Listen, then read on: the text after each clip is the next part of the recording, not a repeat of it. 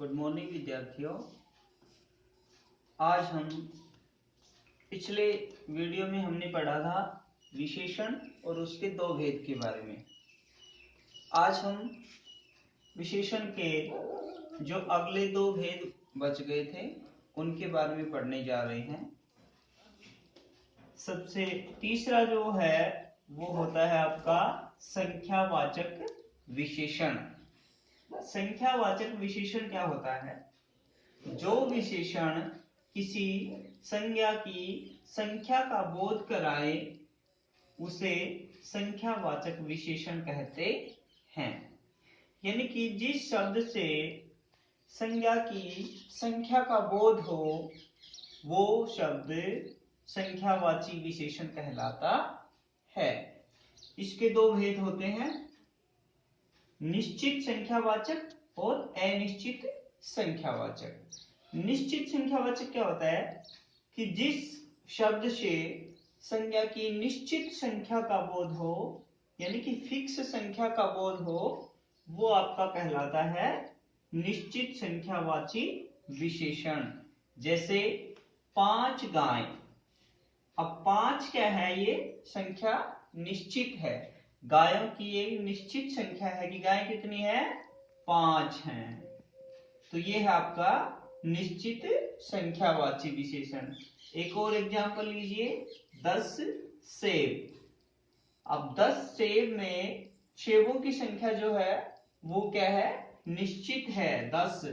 तो ये भी आपका क्या है? निश्चित संख्यावाची विशेषण है। अगला है 5 दर्जन केले। अब 5 दर्जन केलों में भी संख्या जो है वो निश्चित है। तो ये आपकी क्या हो गए? निश्चित संख्यावाची विशेषण। अब दूसरा भेद आता है आपका अनिश्चित संख्यावाचक। अनिश्चित, जैसे कि नाम से ही पता है कि अनिश्चित क्या होता है? जिसकी संख्या निश्चित ना हो। तो जिसमें संख्या निश्चित नहीं होती वो होता है आपका अनिश्चित। जैसे कुछ लड़के। अब कुछ लड़कों में हमें ये नहीं पता कि लड़के कितने हैं। हो सकता है 10 भी हो सकता है 20 भी हो सकता है 1 या 2 ही हो। तो उनकी संख्या निश्चित नहीं है। इसलिए ये कुछ शब्द है, ये अनिश्चितता का बोध कराता है। इसलिए इसे क्या कहेंगे हम? अनिश्चित संख्यावाची विशेषण। थोड़े पैसे। अब थोड़े पैसे में थोड़े जो शब्द है वो पैसों की संख्या को निश्चित नहीं बता रहा। बहुत पुस्तकें। बहुत पुस्तकों में बहुत जो शब्द है वो संख्या की निश्चितता को व्यक्त नहीं कर रहा है। इसलिए ये तीनों ही शब्द क्या हैं? अनिश्चित संख्यावाची हैं। अब अनिश्चित संख्यावाची और अनिश्चित परिमाणवाची विशेषण में क्या अंतर है, थोड़ा सा यहाँ पे समझ लीजिए कि अनिश्चित संख्यावाची और अनिश्चित परिमाणवाची विशेषणों में यही अंतर होता है कि वो जो संज्ञाएं होती हैं, परिमाणवाचक जो विशेषण होता है उसकी संज्ञाएं सदैव क्या होती है? पदार्थवाचक होती हैं, द्रव्यवाचक होती हैं। और यहाँ पे जो संज्ञा होती है वो क्या होती है? आपकी जातिवाचक संज्ञा होती है। इसलिए दोनों में यही अंतर है कि वहां पे एक तो पदार्थवाचक संज्ञा रहेगी और यहाँ पे क्या रहेगी? आपकी जातिवाचक संज्ञा रहेगी। दूसरा, परिमाणवाचक विशेषण में संज्ञा के साथ या जो भी शब्द क्वांटिटी का जो शब्द होगा उसके साथ उसका मात्रक आएगा। जैसे 2 किलो। 2 किलो में किलो से हम क्या करेंगे कि उस चीज का तोल हो रहा है। 2 मीटर, मीटर से भी क्या होगा कि उसका पैमाना नापा जा रहा है। तो वहां पे संख्या के साथ में क्या आएगा? मात्रक आएगा। मेजरमेंट करने की यूनिट जो होती है वो आएगी। लेकिन यहाँ पे आपकी केवल क्या आएगी? संज्ञा की संख्या आएगी। दोनों में ये अंतर है। संख्या उसमें भी आती है जैसे 2 किलो। अब 2 संख्या ही है लेकिन 2 के साथ क्या लगा हुआ है? यूनिट लगी हुई है, मात्रक लगा हुआ है। इसलिए दोनों में अंतर क्या है, वहां पे मात्रक आएगा, यहाँ पे मात्रक नहीं आएगा।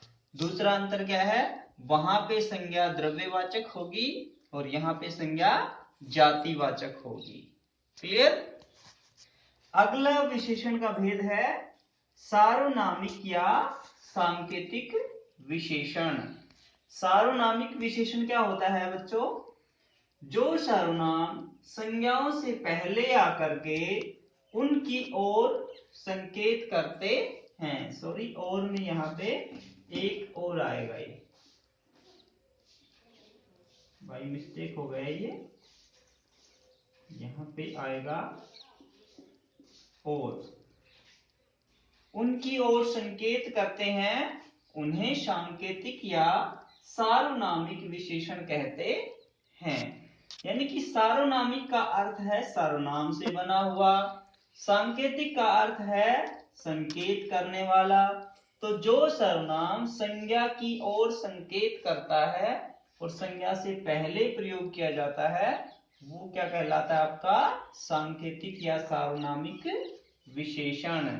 जैसे यह लड़का पढ़ रहा है। अब यह लड़का में सर्वनाम शब्द क्या है, यह, ये किसकी ओर संकेत कर रहा है, लड़के की ओर। कौन सा लड़का पढ़ रहा है, यह लड़का पढ़ रहा है। तो यह शब्द जो है ये क्या है, यहाँ पे सार्वनामिक विशेषण है। दूसरा उदाहरण देखिए, वे हिरण भाग रहे हैं। कौन से हिरण, वे हिरण भाग रहे हैं, यानी कि जो दूर से दिखाई दे रहे हैं उन हिरणों की तरफ क्या किया जा रहा है, संकेत या इशारा किया जा रहा है। तो ये वे हिरण का जो वे शब्द है, ये आपका क्या है, सांकेतिक विशेषण या सार्वनामिक विशेषण है। अब हम पढ़ेंगे कि विशेषण शब्दों की रचना कैसे की जाती है। अब पढ़ेंगे विशेषण शब्दों की रचना कैसे होती है।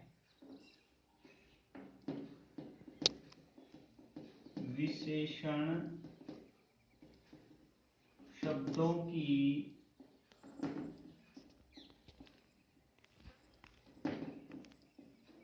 रचना।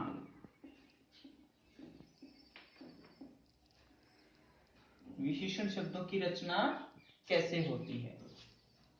अब विशेषण शब्दों की रचना संज्ञा, सर्वनाम, क्रिया और अव्यय 4 प्रकार से होती है।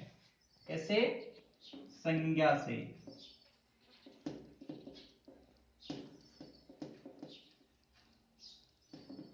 संज्ञा से, दूसरा है सर्वनाम से,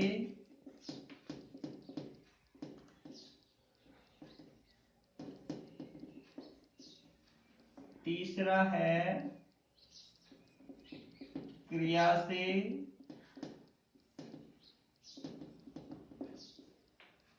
और चौथा है आपका अव्यय से।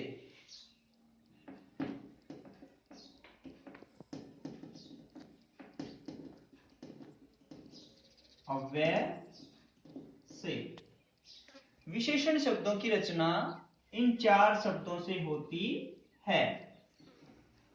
संज्ञा से भी विशेषण शब्द बनते हैं, सर्वनाम से भी विशेषण शब्द बनते हैं, क्रिया से भी विशेषण शब्द बनते हैं और अव्यय से भी आपके विशेषण शब्द बनते हैं। अब संज्ञा से कौन कौन से बनते हैं, जैसे भारत, भारत से क्या बना, भारतीय।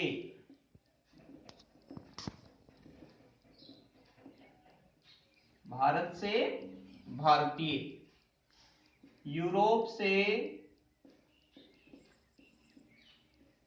यूरोपीय।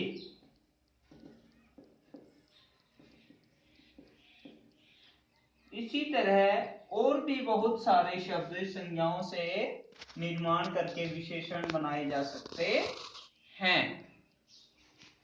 अब सर्वनाम से, जैसे सर्वनाम से बनता है आपका यह, यह सर्वनाम शब्द है, यह से बना ऐसा, यह सर्वनाम से क्या बना, ऐसा। जो सर्वनाम से बना जैसा, वह से बना वैसा।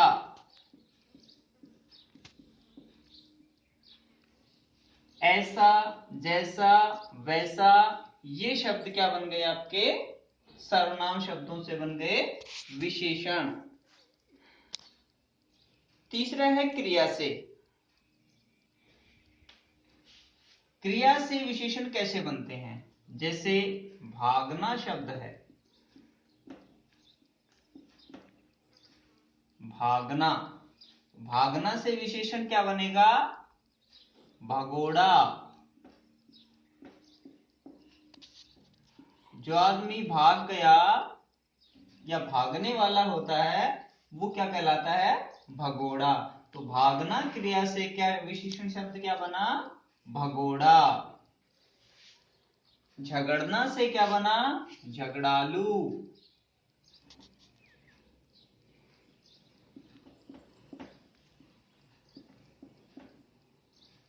झगड़ना से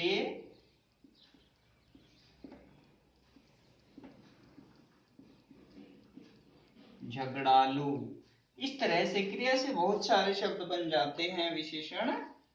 जैसे और एग्जाम्पल है आपका, पढ़ना से पढ़ाकू। यहां लिख देता हूं, पढ़ना से पढ़ाकू। लड़ना से लड़ाकू, झगड़ना से झगड़ालू या झगड़ाकू, कुछ भी कह सकते हो आप। इस तरह के जो क्रिया से बनने वाले विशेषण होते हैं वो आपके ये होते हैं, जैसे भगोड़ा है, झगड़ालू है, पढ़ाकू है, ये विशेषण शब्द हैं और बने किससे हैं, ये क्रियाओं से बने हैं। चौथा है आपका अव्यय से। जैसे आगे शब्द है, आगे, आगे एक शब्द है, आगे शब्द होता है अव्यय और इसका विशेषण बनता है अगला। ये क्रमवाचक बन जाता है। पीछे,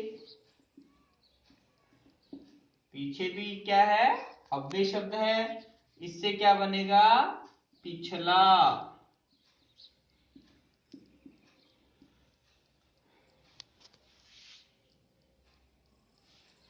नीचे शब्द से क्या बनेगा,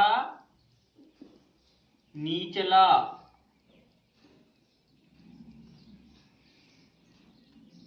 क्या बनेगा, नीचला।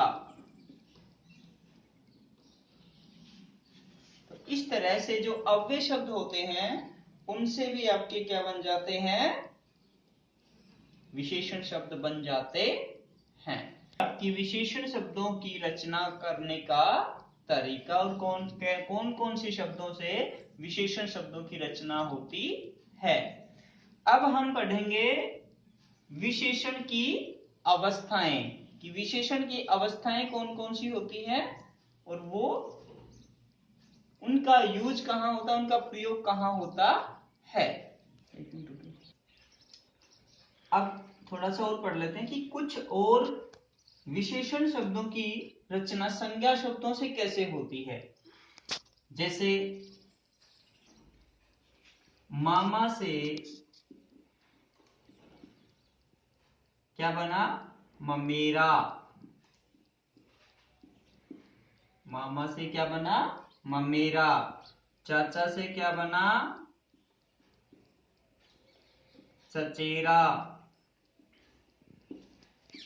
मामा से ममेरा, चाचा से चचेरा। चमक से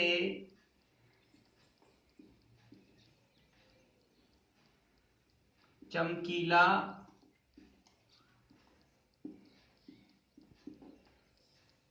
चमक से बना, चमकीला, भारत से भारतीय पहले बना चुके हैं हम। शरीर से शारीरिक, शरीर से शारीरिक,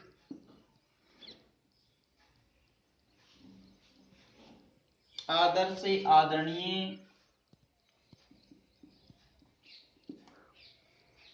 आदर से आदरणीय, राष्ट्र से राष्ट्रीय,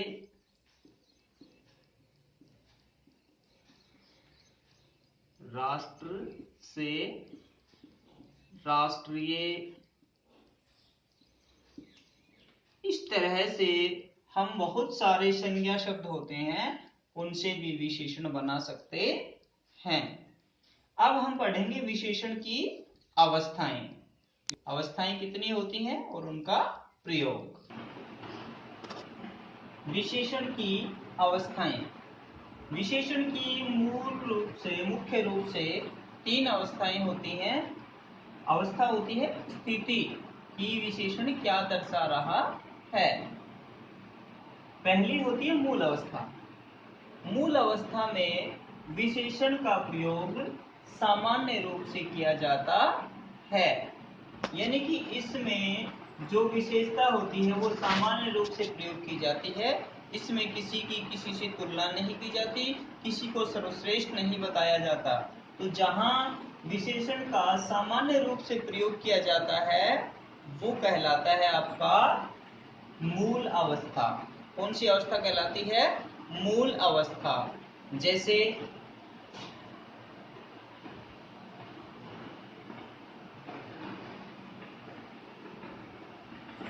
नेहा परिश्रमी लड़की है। नेहा परिश्रमी लड़की है। तो यहाँ पे नेहा की विशेषता बताई गई है, ना कि उसकी किसी से तुलना की गई है या फिर उसे किसी अन्य लोगों के अंदर से ग्रुप से श्रेष्ठ बताया गया है। तो जहां पे विशेषण की सामान्य अवस्था बताई जाए वो होती है आपकी मूल अवस्था। दूसरी होती है उत्तरावस्था। उत्तरावस्था के अंतर्गत क्या होता है?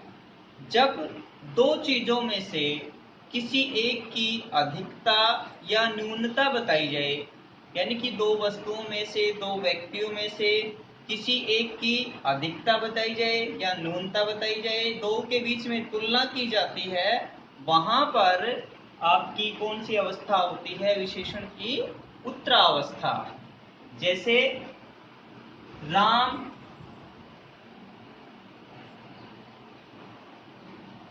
मोहन से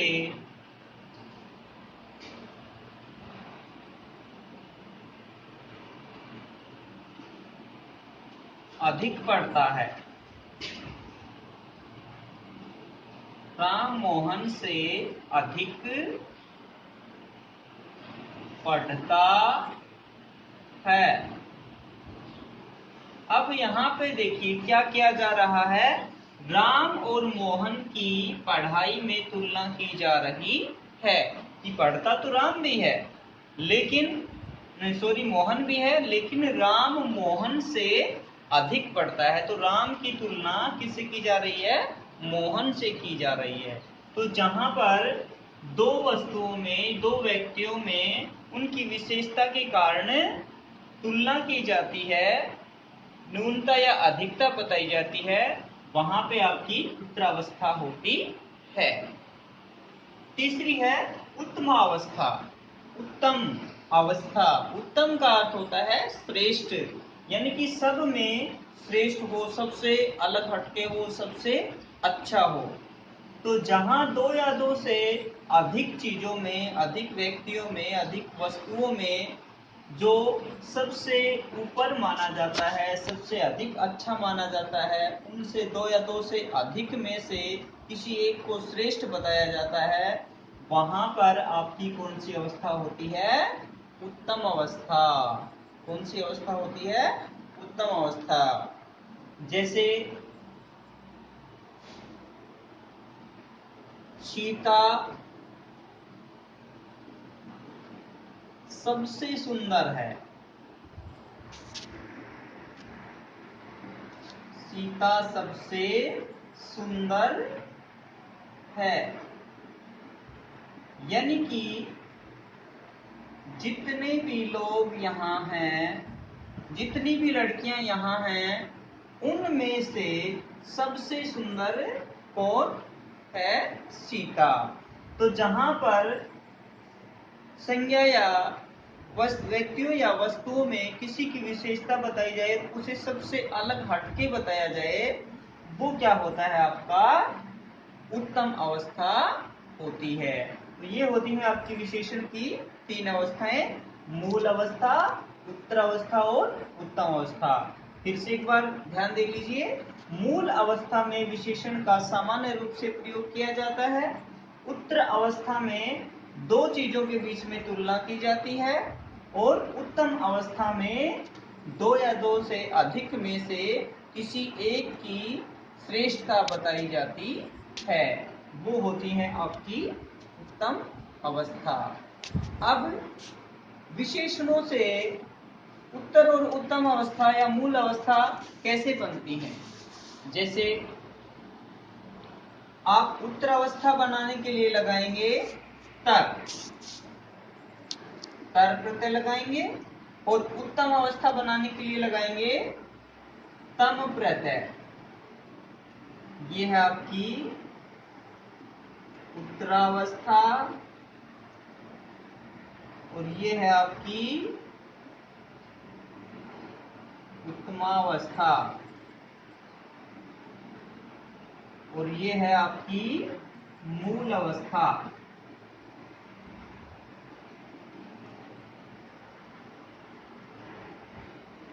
मूलावस्था। अब जैसे आप कोई भी एग्जाम्पल ले लीजिए, जैसे पटु शब्द है, पटु। पटु का अर्थ होता है चतुर। अब कोई व्यक्ति चतुर है तो वो सामान्य अवस्था में आएगा तो क्या होगा? पटु। यदि वो दो में से चतुर है तो आप क्या कहोगे? पटुतर। और यदि वो सब में से श्रेष्ठ है तो क्या होगा? पटुतम।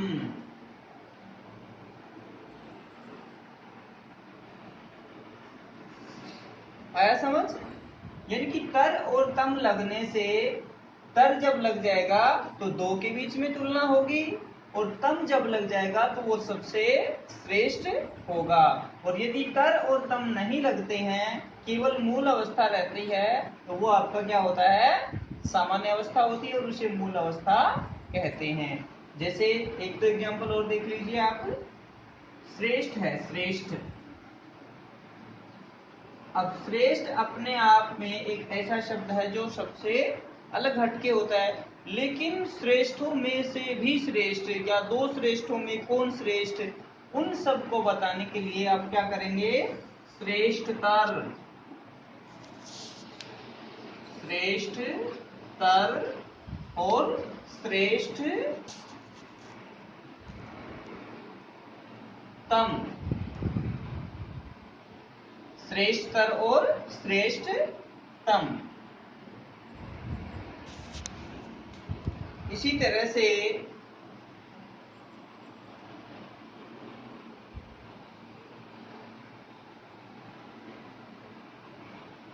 और भी बहुत सारे शब्द होते हैं, जैसे श्रेष्ठतर हो गया, पटुतर हो गया, नवीन। नवीन शब्द है, नवीनतर,